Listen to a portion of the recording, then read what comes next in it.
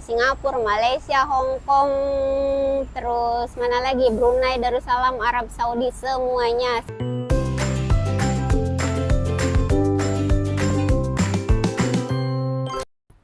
Hai, assalamualaikum warahmatullahi wabarakatuh. Welcome to back aku channel. Yang baru gabung jangan lupa di subscribe. Yang sudah subscribe terima kasih, berkah selalu. Baiklah guys, aku mau cerita. Jadi video kali ini aku mau cerita pengalaman aku waktu di Taiwan dulu kerja di sebuah klinik bersalin ya. Tapi sebelum ke cerita aku yang di Taiwan, aku tadi pagi itu melihat berita di TV kalau Indonesia lagi demo. Semoga buat Indonesia baik-baik aja, damai sentosa ya. Seperti itu. Aku juga nggak ngerti politik, tapi sangat sedih gitu melihat Indonesia yang harus ya ada demo-demo kayak gitu kan, takutnya ada korban atau gimana. Pokoknya buat Indonesia tetap damai sentosa itu. Amin. Oke, baiklah lanjut ke cerita aku. Awal mula aku kerja di klinik itu, jadi tahun berapa ya? Aku lupa tahunnya tahun berapa. Job aku sama jaga orang tua. Pada saat itu aku jaga nenek yang usianya itu 80 tahun, tapi dia mengidap kanker ganas. Cuma dia nggak mau dioperasi. Seiring berjalannya waktu karena penyakit itu semakin hari semakin besar dan semakin parah. Akhirnya selama aku 6 bulan di situ neneknya meninggal dunia. Setelah itu aku cari majikan baru. Yang di majikan itu aku cuma 6 bulan, terus aku cari majikan baru, dapatlah di klinik sama jobnya juga jaga nenek umur 101 tahun kalau nggak salah, tapi dia masih sehat, masih masih seger lah badannya. Cuma si nenek itu dia tinggal di kakaknya majikan aku. Aku kesana itu cuma buat mandiin dia. Setelah mandiin, habis itu dijemput lagi ke klinik. Jadi aku kerjanya itu bolak-balik guys, double ya. Kayak semisalkan aku jam 1 aku diantar ke sana ke rumah nenek buat mandiin. Nanti sekitar jam 2 atau jam 3 aku dianterin lagi ke klinik. Di situ buat bersih-bersih, buat jagain pasien, buat bantu-bantulah istilahnya di situ. Nah, klinik itu jadi dia suami istri. Yang majikan aku yang cewek itu dia dokter anak, dan majikan yang cowok itu dokter kandungan. Nah, jadi kerjaan aku di situ itu kalau pagi bangun jam setengah 6. Habis itu bersih-bersih rumah dulu yang di lantai 7 kalau nggak salah. Waktu itu aku di lantai 7 rumahnya itu bersih-bersih. Setelah itu barulah aku turun ke bawah. Jadi kalau misalkan udah selesai kerjaan yang di lantai 7 yang di rumah itu, baru aku turun ke bawah karena itu kan kliniknya itu bukan apartemen, jadi emang 9 lantai gitu. Jadi rumahnya juga di situ di klinik itu. Jadi lantai 1, lantai dasar itu buat klinik, lantai 2 itu ruang operasi, kalau nggak salah lantai 3, 4, 5, 6 itu buat kamar pasien. Jadi kerjaan aku itu setiap hari kayak gitu, bersihin kamar-kamar dari pokoknya dari lantai 1 ke lantai 9 itu aku sendiri yang ngerjain, cuma dibagi waktunya aja. Kayak semisalkan hari Senin aku bersihin lantai 2, Hari Selasa aku bersihin lantai 3, hari Rabu aku bersihin lantai 4, kayak gitu guys. Tapi untuk lantai 1 sama rumah itu wajib tiap hari dibersihin. Yang lantai 1 sama lantai 7 itu wajib dibersihin.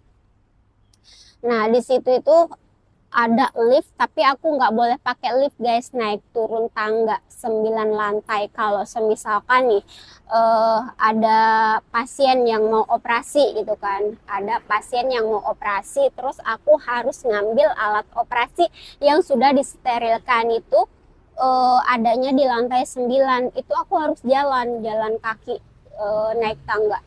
Bayangin jalan kaki naik tangga, aku harus ke lantai 9. Nah, habis itu kalau semisalkan ada pasien yang apa namanya, kalau bersih, dulu aku nggak paham ya sebenarnya itu penyakit apa gitu kan, karena setiap hari itu banyak pasien guys, banyak pasien yang maksudnya diperiksa alat vitalnya gitu. Cuma aku kan nggak terlalu paham gitu. Cuma saat udah selesai prakteknya aku bersihin tempatnya, terus ada bekas-bekas kayak air yang warna merah. Terus habis itu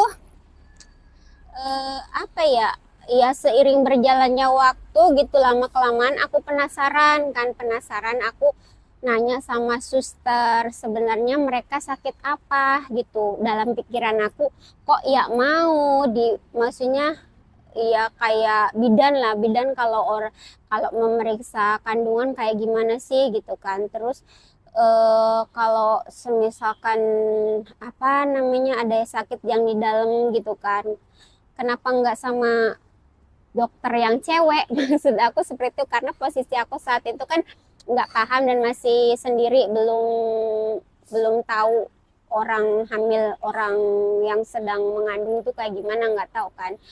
Nah, habis itu aku tanya ke suster, kata susternya apa ya? Aku juga kurang paham kan bahasanya. Oke lah, aku ya udahlah iyahin aja biarpun nggak ngerti ya itu.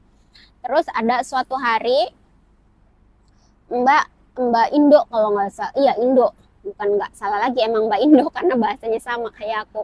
Mbak Indo datang ke situ.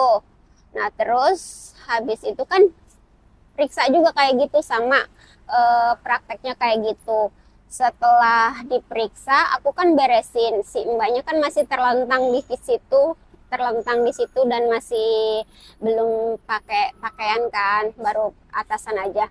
Nah, di situ aku tanya, aku bilang, Mbak maaf ya, sebenarnya Mbak ini sakit apa? Aku bilang, kok ya mau diperiksa kayak gini gitu sama dokter, emang nggak ada, maksudnya nggak ada dokter lain cewek gitu kan.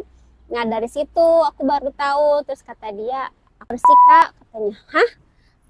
Aku langsung, gitu sih, seriusan Mbak? Aku bilang itu. Kata dia, iya, katanya aku udah usianya menginjak 2 bulan lebih gitu, udah 2 bulan. Astagfirullah, aku di situ. Ternyata aku bilang selama ini yang aku beresin itu air merah itu kirain air apa gitu kan. Astagfirullah, aku bilang ternyata bukan setiap hari itu, bukan cuma 1-2 orang, banyak guys, banyak yang datang ke situ.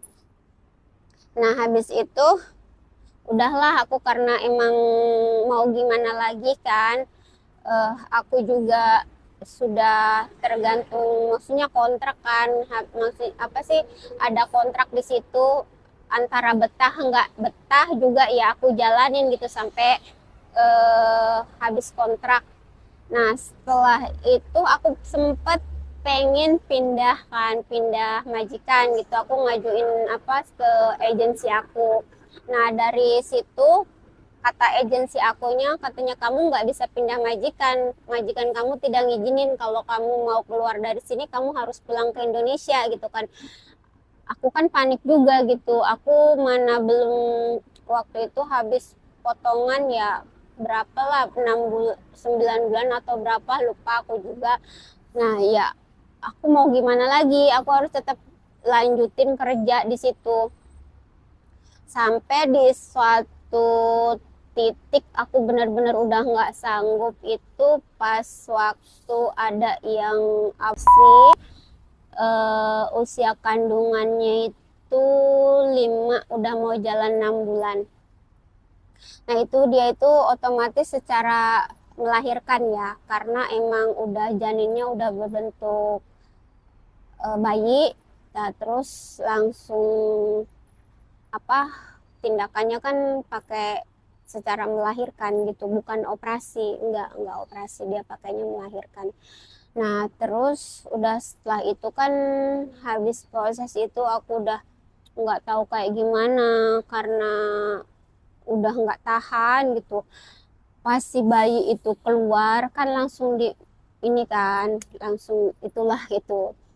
Nah setelah itu aku masuk ke kamar mandi dan aku itu ngerasa udah panas dingin guys, badanku panas dingin karena di situ aku melihat satu bayi yang ya Allah udah sempurna, mungkin belum belum ada ini aja, kayak apa ya namanya, belum dikasih kehidupan aja gitu, apa gimana ya, tapi intinya udah sempurna lah, udah ada semuanya, bahkan udah gerak gitu.